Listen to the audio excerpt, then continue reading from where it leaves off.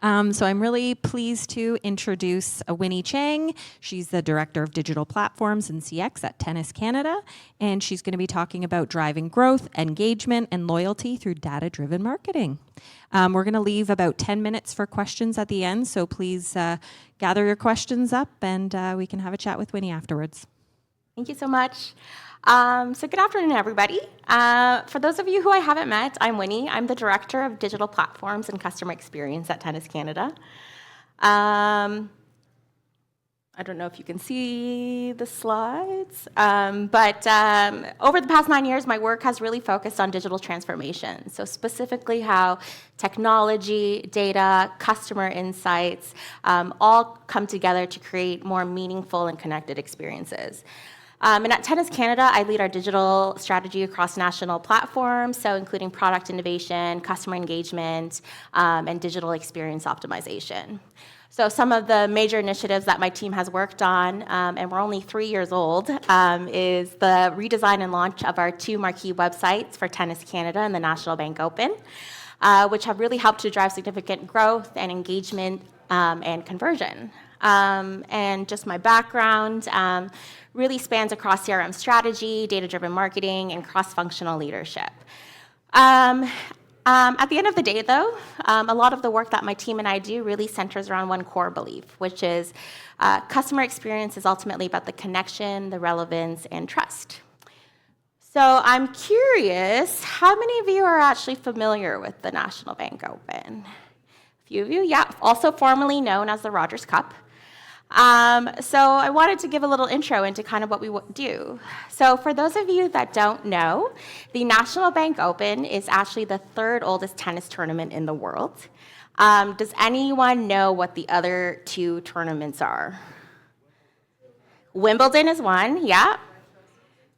And the US Open, yes, is the other. So we're the 3rd oldest tennis tournament, only behind Wimbledon and the US Open. We're also a combined ATP and WTA Masters 1000 event, so we're actually a mandatory tournament for the top-ranked players on both tours. So every summer, we welcome the biggest names of tennis to Canada. Last year was actually extremely transformative for us. We actually introduced a brand new 12-day main draw format. So we went from 56 players to 96 players competing in our main draw over 12 days. And this shift really significantly changed the scale of our operations, our digital ecosystem, and our overall fan experience. My favorite part, though, about this transformation is that by 2027, we also committed to achieving equal prize money for both men and women on the tour. Thank you. And really, that's about championing the values that we have as an organization. And what's really fun is we're actually also the only tournament on tour. There's 2 fun facts, actually.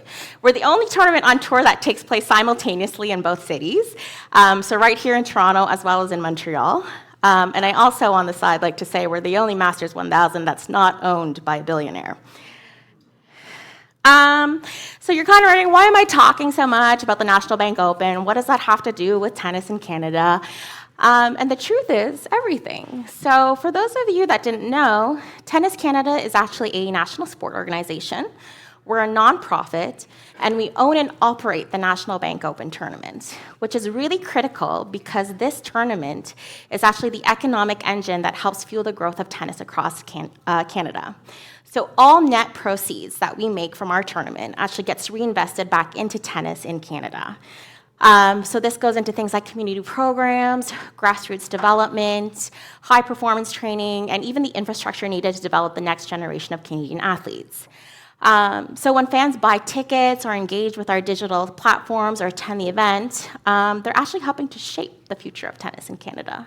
And it plays a critical role in supporting champions like Vicky and Moko, who won our tournament last summer on home soil. So from a CX perspective, I think that really creates a powerful dynamic for us. We're not just marketing an event, we're building an emotional connection around a larger purpose and mission, and we're hoping that fans want to be a part of that. So as our audience and events continue to grow, so do customer expectations. Fans don't really compare us just to other sporting events anymore, right? They compare us to the best digital experiences that they actually have anywhere. So I think we're all familiar with these facts. 93% of customers say they're more likely to make repeat purchases with companies that offer excellent experiences. And to support those strategies and create seamless and frictionless experiences, we have to prioritize personalization and use data and AI to inform experience delivery, as well as modernize our application strategies. And at Tennis Canada, what I'll be speaking about today is really how we view the survey experience as part of the overall customer experience. Every interaction, including when and how we ask for feedback, shapes how audiences perceive our brand. And while we were already seeing strong participation and engagement across our surveys, the bigger challenge wasn't about collecting data, but it was turning that data into actionable insight. So like many organizations, different teams across the businesses were independently gathering feedback. Marketing, sales, sponsorship, operations, they all had their own forms of surveys and data collection, all with slightly different objectives and methodologies. And what we started to realize was that we had a lot of valuable information, but it was all fragmented and we weren't doing anything with it. It also involved duplication of effort, insights weren't always being shared consistently, and it became difficult to connect feedback across the full customer journey. So the question became, how do we move from isolated survey touchpoints to a more connected, scalable insight ecosystem?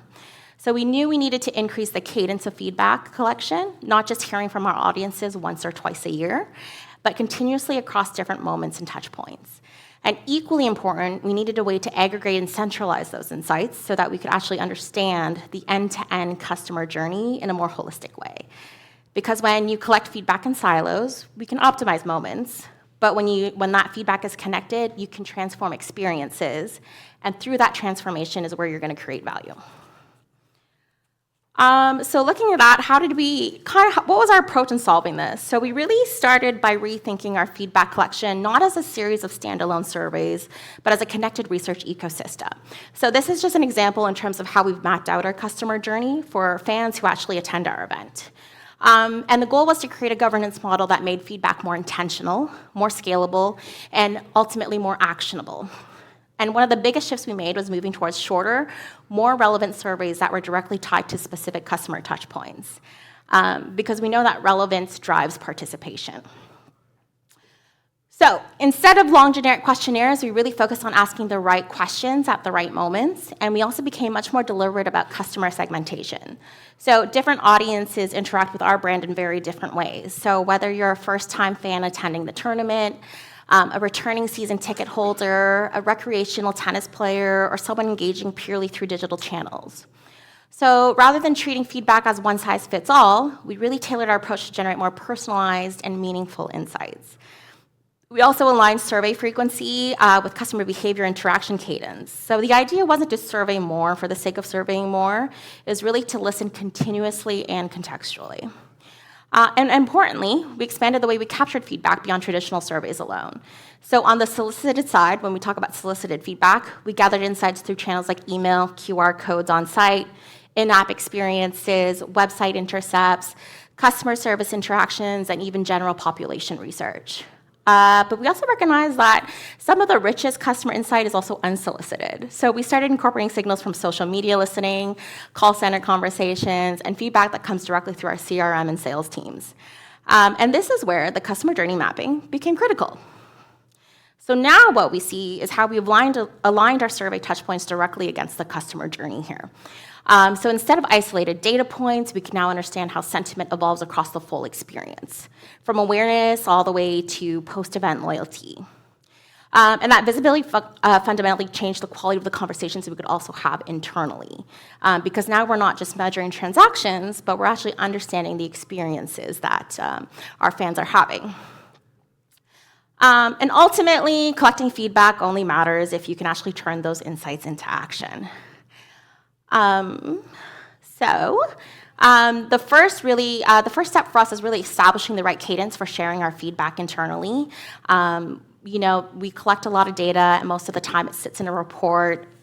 People read it once and kind of leave it alone. So how do we kind of bring that into like our everyday decision making? We needed teams across the organization to regularly see and engage with the customer feedback in near real time. And that consistency allowed us to identify product and service issues much faster, uncover new ideas worth testing, and evaluate whether the changes we implemented were actually improving the customer experience. The second step was developing better mechanisms for sharing insights. And honestly, this is just as important as collecting the data itself.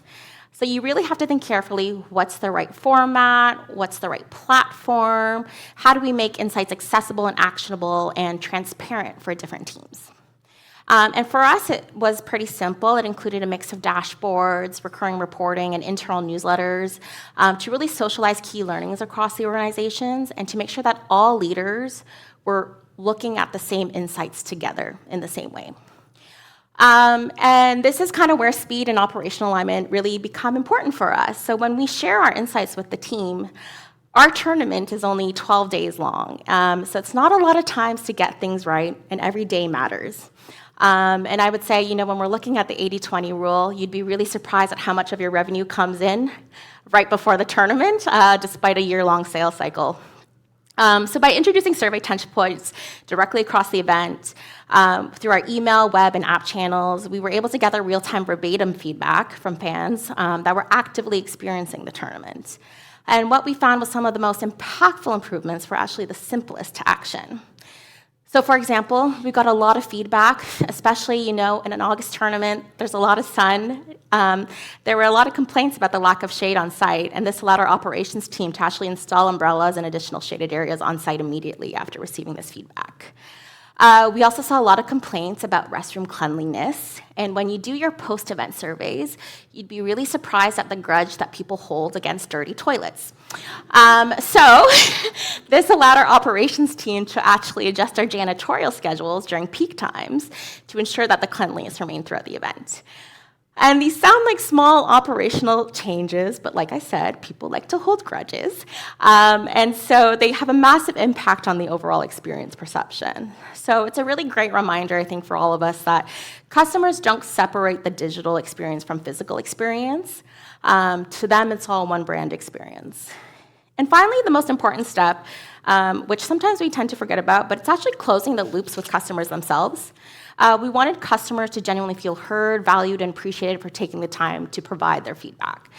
So that meant following up directly, sending thank you messages when people share thoughtful input, using positive feedback as testimonials, reviews, and even content opportunities across blogs, Q&As, and support materials. We always make it a habit in our survey for people to leave their contact information with us so that we can reach out directly to understand more about their feedback. So equally as important, it meant responding quickly when experiences fell short, but in many cases, you have to remember customers don't necessarily expect perfection, but they expect responsiveness. And some of the strongest loyalty is actually built in the moments when organizations respond thoughtfully to criticism or frustration. So that shift from simply collecting feedback to operationalizing it and responding to it helped us create a much more customer-centric culture across the organization. So we all know that collecting feedback is easy. The harder and more important job is really building organizations that can continuously learn from it. So for us at Tennis Canada, the journey wasn't about improving surveys or dashboards. It was about creating a more connected ecosystem of listening, learning, and action. Because today, customers they don't compare us only to others in the sports industry. They compare us to the digital experiences they've had elsewhere as well. And that means customer experience also can't operate in silos. So we have to be embedded across the entire organization and across the entire customer journey. So if there's one thing I leave you with today, it's that organizations don't become customer-centric because they collect feedback, but because customers can actually feel the impact of the feedback they've provided. Thank you.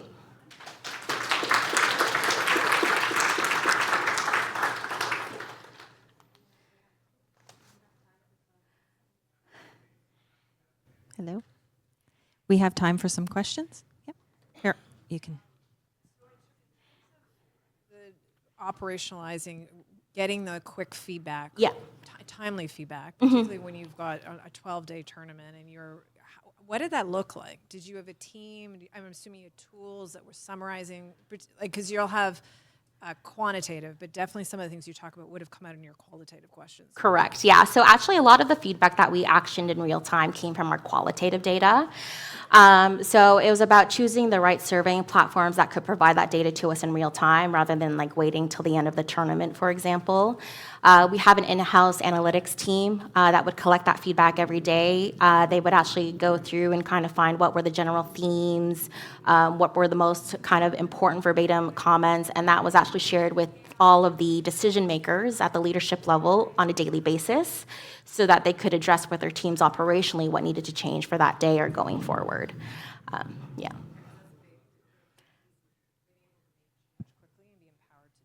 Correct, exactly, yeah. I would like to know about the fact that many companies don't do what you are doing. So what is it that is making mood lighting? How? Because I said something real. Because they choose, different ways, or they don't choose to listen to the customer so closely as you. So what was the biggest challenge in implementing all of this and actually caring about the whole experience? Yeah, so I'd say there was a technical challenge and there was a cultural challenge. So we tackled the technical challenge first, which was really about finding the right platforms that could collect the information that we wanted through the channels that we wanted and then deliver that data to us in real time. Having the right people in-house also really helps. Like we have an in-house analytics team. Some organizations don't, especially if you look at nonprofits or smaller organizations, so that also helps. And then culturally, we actually kind of really took a top-down approach in terms of having our executive leadership kind of buy into the idea of everybody's going to receive this feedback. We're not going to segment this feedback based on your department. Everyone's going to see the same thing with the objective that we're going to action on it right away. So it was really the cultural change of, hey, you might get some not so nice comments about the operations that your team is responsible for, but at the end of the day, as an organization and as an experience, it's going to really improve that for the fan that's on site. So it was definitely a cultural shift into, we did a great presentation next door with GoFundMe earlier, just talking about no ego, really dropping the ego in terms of taking that feedback in and just actioning on it and not actually being defensive about it. Yeah.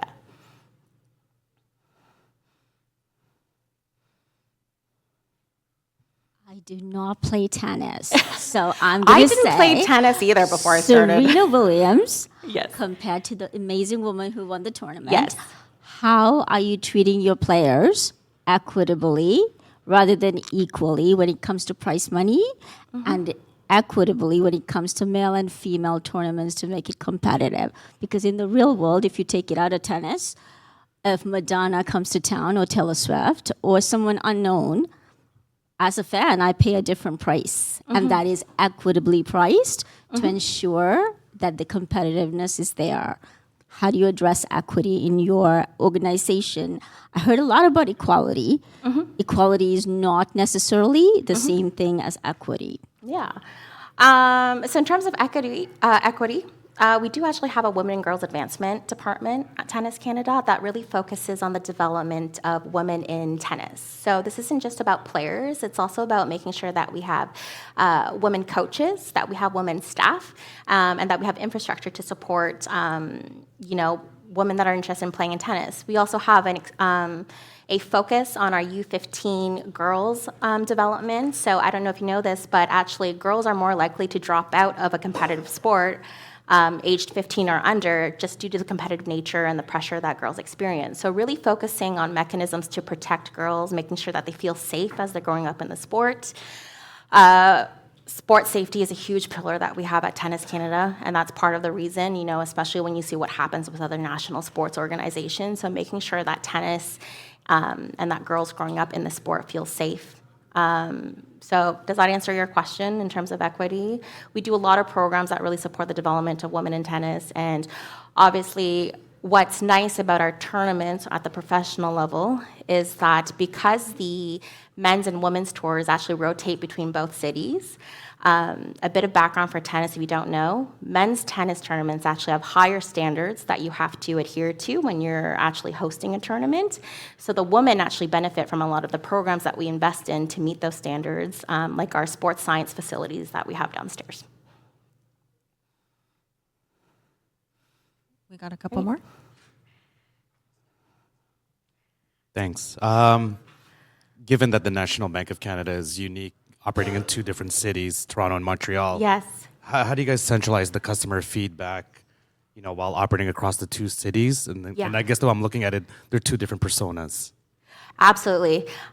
So two completely different markets with two completely different types of demand, and definitely even just how the event holds as like a cultural event within Montreal is so much different than it is from Toronto. So, in Toronto, we have a lot of sports franchises. In Montreal, the National Bank Open is like the marquee event of the city. Nothing else happens those 2 weeks, and like the National Bank Open is the place to be. So what we really try to do is really synergize in terms of, like on the analytics side, we have an analytics team that's centralized. They take in all that feedback, but we always keep the feedback separated by market so that we can address and be responsive to the actual current market that we're in, as well as with our sales team. They're also regionalized because we want to be responsive to the market needs that we're in.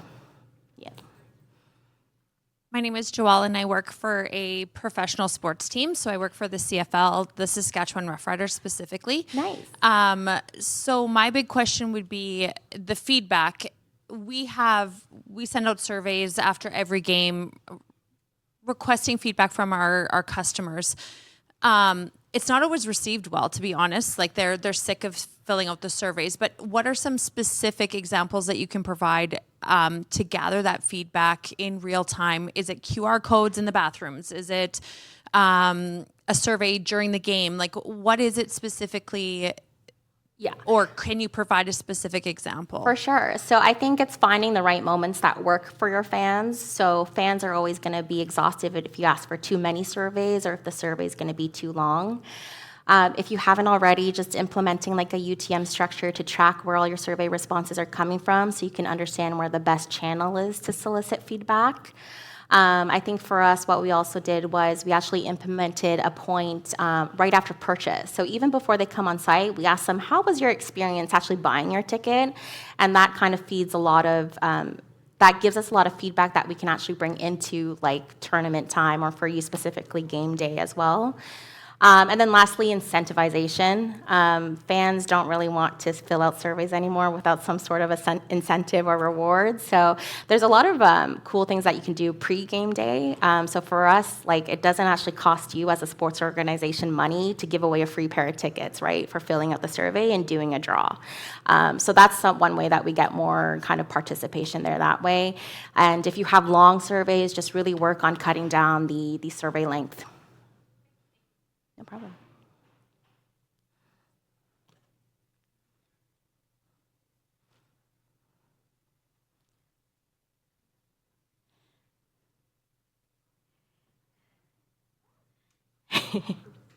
I have a quick one since it's the topic of the day. Yes. As a nonprofit, how are you incorporating AI into your CX experience? Yeah, so I think what's unique, I guess, about working in sports is the outcome we're looking for at the end of the day is not a digital experience, right? We want actual fans on site, or we want people actually on tennis courts playing tennis. So really, again, picking key moments of where that AI is responsible for. So where we focus a lot of our efforts actually currently is with our AI chatbot. And this one, our AI chatbot specifically helps a lot with onboarding. So has anyone ever tried to buy a tennis ticket?